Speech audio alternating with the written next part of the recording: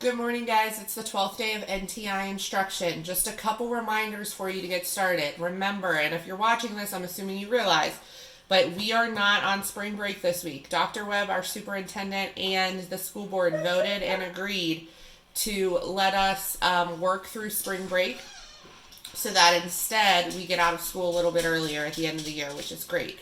The other thing is, make sure you realize report cards come out this week. We are not sending in home physical copies of the report card. We're just going to have you go into Infinite Campus and look at your final grades. Mine are already posted for this quarter, and I believe everybody else's should be soon if they're not already. So you can go in and look. I will send an email out to your parents about that. And then the last thing.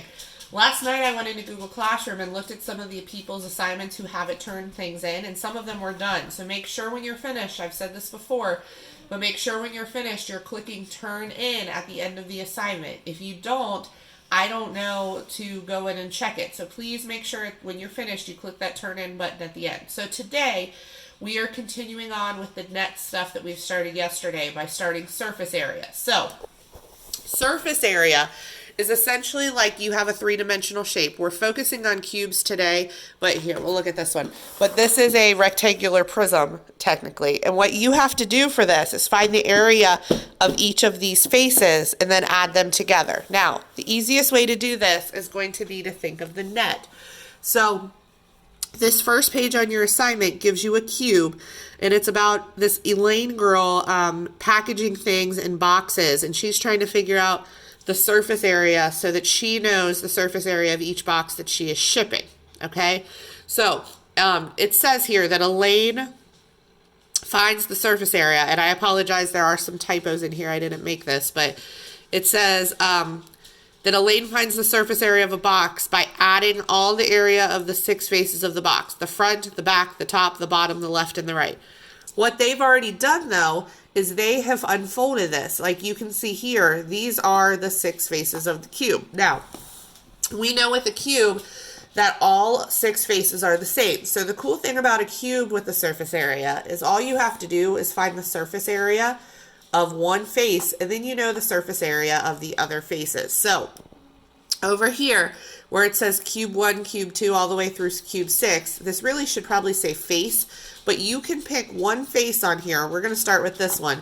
Find the area and write it here. Now, if it's not a cube, you're going to have to do this for every face and write it down.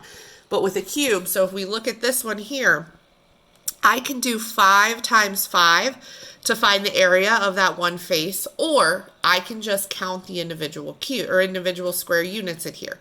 So on this one, I'm going to give you the answer to this first one. I know that this is 5 times 5, or if I counted them, there's 25 square units in here. So the area of that first face is 25. So I would write 25 over here. Then there are 6 faces. Every one on the cube again are equal. So all of these are going to be 25 square units. And notice how I'm saying square units, because surface area, just like regular area, is square units. And in fact, this one is inches, so we know that it's square inches. So once I know one face is 25, again, a cube, all 6 faces are the same, so every one of these is 25.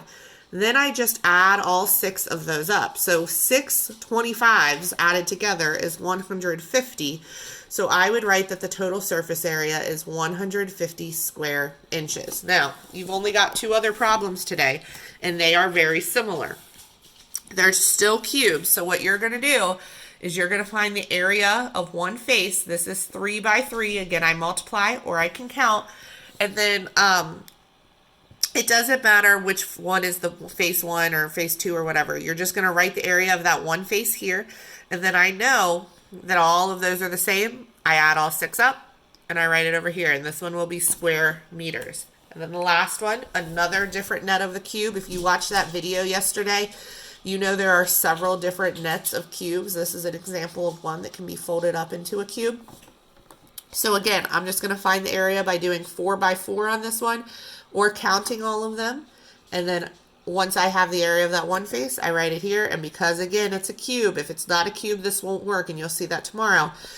But because this is a cube, all 6 faces are the same. So I write them down, add them all up, and right there we have the surface area, and this will be square feet. All right, so there's only 3 problems. Again, on here today for surface area of a cube. Again, surface area, you find the area of every single face of the three-dimensional figure and add them up, but because this is a cube, all 6 faces are the same. So I only have to find the area of one face and then add it up 6 times. All right, guys, have a great day. I will see you tomorrow.